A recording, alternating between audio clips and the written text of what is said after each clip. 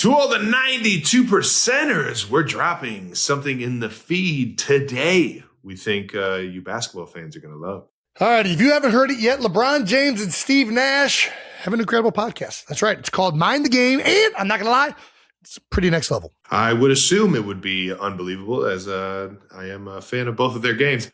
This is for students of the game, though. LeBron and Nash are legends, and on Mind the Game, they get into the X's and O's and tactical breakdowns that really help you appreciate the game. Yeah, I mean, when LeBron James is breaking down plays, you're talking strategy with Steve Nash, you're going to get deep into the brains of two actual basketball geniuses. So it's pretty much a masterclass in basketball. And here's the thing. They also talk about mindset, preparation, and the mental side of the game that applies to basketball, football, and your life. Exactly. Whether you're a basketball fan or just someone who wants to understand what it is like to compete at the highest level, this show has got something for you. So do yourself a favor. Go check out Mind the Game. You're going to learn something. I guarantee it. All right. And here's Steve Nash to tell you a little bit more about the show. Hey, 92%ers. Steve Nash here. Here's a clip from one of our latest episodes to give you a taste of what LeBron and I get into. If you like what you hear, check out Mind the Game wherever you get your podcasts. Or you can watch on YouTube or Prime Video.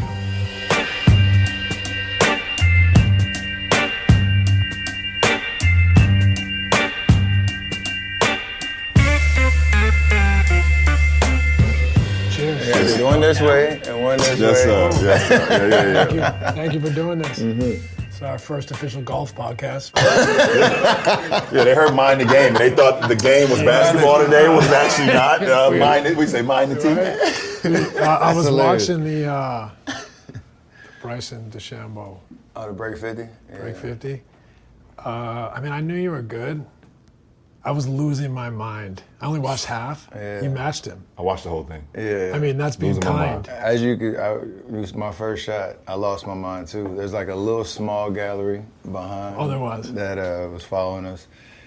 And so I knew the whole concept. I knew it was Bryson. It was a week before the Ryder Cup. I'm like, all right, it's go time. And it's the best best golf I've played in my life. And it's so funny. I was watching one of the holes. I don't know what hole it was, and you was like, I'm going to give it a little grunt on this one. One of his drives said, and he got him on the drive. And you can, and Bryson, obviously, this is what he does. Yeah. Like this, he's I could tell one of in the his best in the voice. world. And when they got up to the ball, he was like, I think that's your ball. Yeah. He was like, oh man, I outdrove him. Like it was crazy. He didn't want to give it to me. I think one of the good parts too that I was watching too, and I think Bryson asked you a question like who's your inspirations? Obviously, in the game that we all love. Yeah. And you mentioned Steve and you mentioned Reggie, and obviously Reggie makes so much sense and is terrifying to competitors like myself and all the competition over the years. How what made you kind of watch those guys from the beginning? It's funny that I'm sitting across from them talking about, but like, so that's we all got history in the game, Right. playing against each other and the whole deal. But my rookie year, we played in a preseason game outside in Palm Springs at like the tennis Indian court. Wells Tennis Center. in Indian Wells. It was my first time like actually seeing him, on the court, and to the point of inspiration. Super intimidating. just seeing him across. I still do some of your when you're in the starting line or the national anthem, the line. Like you used to do like the little leg stuff. I still do it. It was like I was watching everything you did from across the court. But growing up, like I knew I was a pass first type of point guard. Yeah. Like my dad had to actually tell me. Bullshit. Call Dale Curry right now, and he'd tell you they actually had to tell me to shoot He was more like, no, because no. I was Not in this like house. Not in this house. You ain't gonna be that. But I always like just loved the creativity. Being like, I felt like we had similar statures. Where, as a point guard, being able to handle being in the trees, getting the ball where you needed to. You saw angles that didn't even make sense. Your change of speed. You can control the tempo, got everybody involved. Like there was just something fun about that. That is a way that I, wanted to play. Fast forward to Davidson, I was a two guard and had to kind of expand. I was there's a video of me as a 10-year-old running around with a Reggie jersey, just because I just loved his competitiveness and the way he moved off the ball. But I didn't know like that would be a huge part of my game once I got to like how am I gonna actually make it to the league type vibe. But that was your style was like exact. I tried all the behind the back passes, this day, one-handed, left-handed, like all that type of stuff. Just seeing the floor a little differently. It felt like he was kind of the model for that. So. Yeah. And what about your pops too? Obviously, I mean, obviously the inspiration that you saw every day, but like as your pops being a pro itself, is there anything like you took from his game, like. I mean, the quick release was crazy. Yeah. Every video you see of him, in the corner, one like here, one dribble, and then the quick release. He had the high arcing release too. Yeah, I couldn't get that, so it was like almost comparison and contrast of right. I want to be a great shooter, I want to have a quick release, but I also have to own my own form. Right, I can't really. It has to go in at the end of the day. day. Yeah, you know what I'm saying. Right. You got to feel comfortable with what you're doing. But did you guys ever talk about it, like quick release? Yeah, we talked about that a lot when I was in high school, changing my form. I used to do like the little slingshot situation, and to the point of seeing, when I watched myself on camera, it was like, that thing looked like it takes forever to get up there. But to your point, it went in. But as I got to varsity, I was like, it's probably not going to, that thing's getting swatted to the 8th row. And you was able to dissect that. My dad. Your dad, okay. My dad called it out as I was making that transition. I wasn't with it at first. I was, because I knew he was going to have to break down all the fundamentals of everything that I felt comfortable with to then master like a new form. It felt like it too much. Yeah, it's like I don't want to do extra credit on the home. I already know the formula. Like, I got to recreate it, and obviously it worked. But I feel like someone who loves shooting. Shot 1 million shots, always, obsessed with it. Watching you shoot, like I think I have a bit of a classic shot. I get it to like Clay, get into the pocket and shoot. Yeah. What I think you brought to the game, and I'd love for you to tell me I'm full of it, is you don't really stop. So like you talked about this shot as a kid to now it's the same shot but up here. Like I don't really feel like you stop, and if you do, it's like this split second. Only probably on like just standard catch and shoot where. I always tell people, like, I would teach Clay's form to anybody who said, hey, how do I shoot a basketball? I would, like, pull up a clip of Clay. Perfect. And it's just, that's freaking perfect. 10 out of 10, no notes, right? But to your point, it helped me off the dribble because it's kind of, I'm going to call it unorthodox, but it is a one-piece shot that no matter if you're really all the way on balance or just off, or if you got it on the right hand, left hand off the dribble, like whatever it is, I kind of can get it here quick enough that through the zone, and I still have all of my power. Yep. I don't lose anything through that. So that's helped me, especially at 6'3", like in the league. No matter who's in front of you, you really feel like I have a chance. As long as I get them to drop their hands a little bit, I can get it up there quick, and I don't want to have any wasted motion. Was that by design, or was that just happened? That's just how I shot it. There wasn't much thought to that part, other than when I was in high school doing that transformation, I guess you call it. Because I also feel like that is a part of your range, is that you, like, instead of stopping and having to use all your legs, you're using it all in one motion. So, like, he just kept backing up. And it's like, where's this going? And it's like a flick. Like, I got an opportunity to see it this, last summer. First time I was joining forces, I got to see it after practice every day, just like a flick. It didn't matter. Right. Certain guys in our league or certain, basketball players all over the world, they have to get in a certain pocket. And in order for them to even get to here or how, it's like when he touched the ball, by the time he does what he needs to here, it doesn't matter where it's coming from. It come from here, quick. Like, and that's a great question. It's like,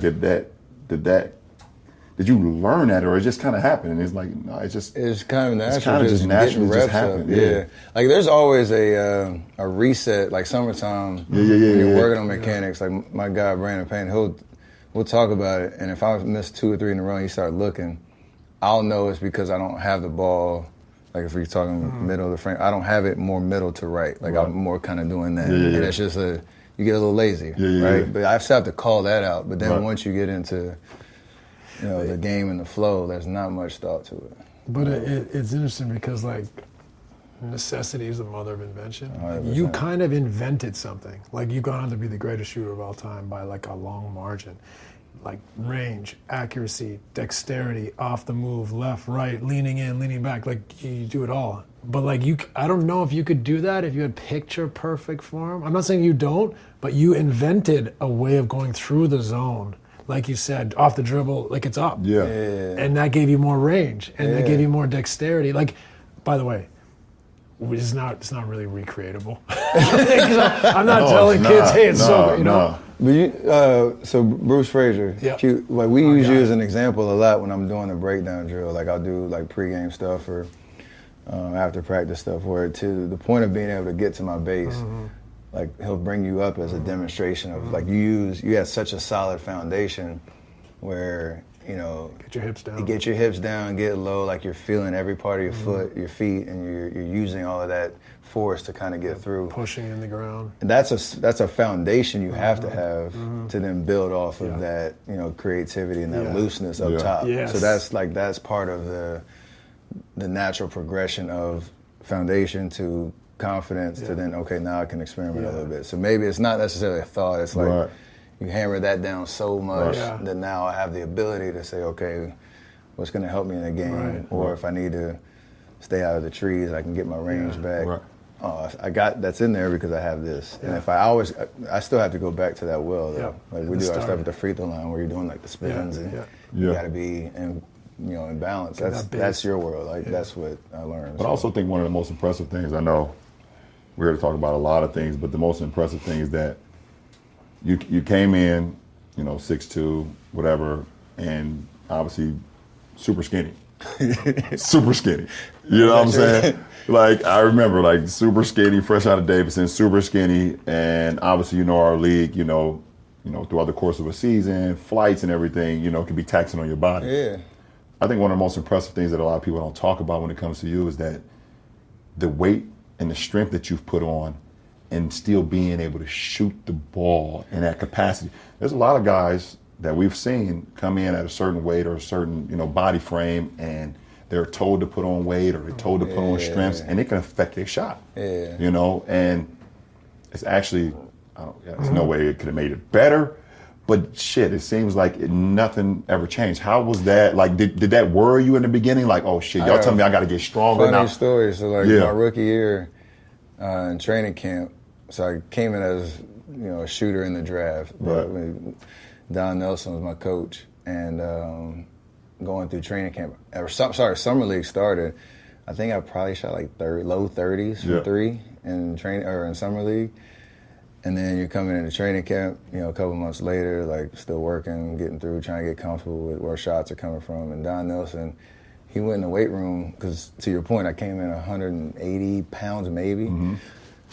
They were trying to get me in the weight room, doing all these lifts and stuff. I'm shooting like trash in training camp like the first week. He walked in there and cussed out everybody in the room. It was like, y'all are killing the shot. He's lifting too much weight. And to me, I didn't know that as a concept, because I always just wanted to get stronger. Like most of it was just vanity. Like, hey, man, Look better in the jersey. You know, all these mirrors around here, y'all telling me I got to look like this. You know, I'm trying to look like the pop. Like, give me something. But I didn't even think about it in terms of shot. I know that there's a range of like body composition that matters to making sure everything moves right. So if you're doing a big transformation, it can't change how your body moves. I never thought I could get to that point, but then when he called it out, I was like, wait, are they really messing up my shot?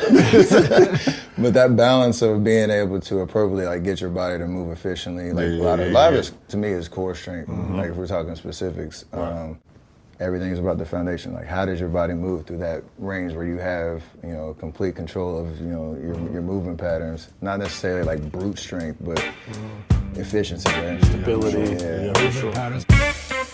Hope you guys enjoyed that.